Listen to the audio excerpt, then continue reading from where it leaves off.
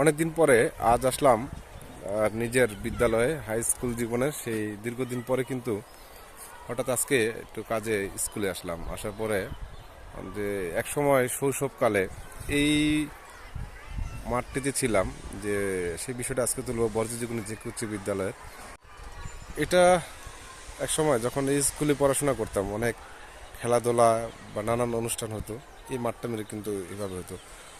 আহ, আজকে দেখলাম যে হয়তো বা অনেক বছর যাবত এইভাবে কিন্তু এই মাঠটা খনন করে হয়তো বালু দিয়ে ভরাট করবে, যার কারণে এইভাবে রাখছে।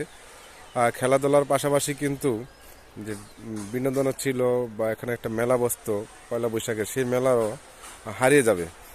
এই মাঠটা যে অবস্থা, খেলাধুলার একদিকে কমছে, অন্যদিকে কিন্তু যুব সমাজটাও ধ্বংসের দিকে যাচ্ছে। এই স্কুলের কর্তৃপক্ষের সুদৃষ্টি কামনা করব যে বর্জ্য জীবনে যে উচ্চ বিদ্যালয়ের যে স্কুলের মাঠটা রয়েছে, দ্রুত এই মাঠটিকে ভরাট করে খেলা উপযোগী করলে হয়তো বা এই এলাকার যুব সমাজের পাশাপাশি যারা খেলাধুলা সাথে জড়িত আছেন, তারা হয়তো খেলাধুলা আকর্ষণ বাড়বে বা খেলাধুলার দিকে এগিয়ে আসবে।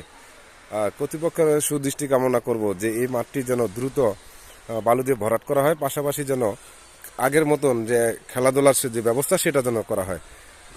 একটা সময় কিন্তু এই মাঠে মানে অনেক খেলতে আসতাম, দৌড়াদৌড়ি করতাম, ক্রিকেট খেলতাম, সব ধরনের খেলাধুলা কিন্তু মাঠটা খুব জনপ্রিয়তা ছিল। এই মাঠ থেকে অনেক বড় বড় প্লেয়ার কিন্তু জাতীয় পর্যায়ে কিন্তু খেলাধুলা অংশগ্রহণ করতো। আজকে এই মাঠটা দেখে নিজের কাছে খুব খারাপ লাগলো যে এত সুন্দর একটা মাঠ, সে মাঠটিকে এইভাবে রাখছে। কেন বা কী কারণ আছে সেটা সঠিক জানি না। তো যারা স্কুল কর্তৃপক্ষ আছে তাদের সুদৃষ্টি কামনা করব যেন এই মাঠটা কেন দ্রুত যে বালু ভরাট করে খেলার উপযোগী করে তোলে। আসলে নিজের কাছে খারাপ লাগলো, শৈশবের যে সময়টা এই মাঠে কিন্তু অনেক স্মৃতি জড়িয়ে আছে আমার।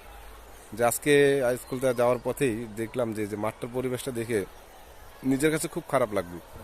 যে দ্রুত যেন কর্তৃপক্ষ বা স্কুল কর্তৃপক্ষের মাঠটির যে সুদৃষ্টি দিবে, পাশাপাশি মাটি ভরাট করে ছাত্রছাত্রীদের পাশাপাশি এই এলাকার যুব সমাজদের খেলার উপযোগী করে তুলবে, এমনটাই আমার চাওয়া পাওয়া বা এই এলাকার লোকজনের প্রত্যাশা। দ্রুত যেন মাঠটি খেলার উপযোগী করা হয় বা মাঠটির যেন সুদৃষ্টি দেয়।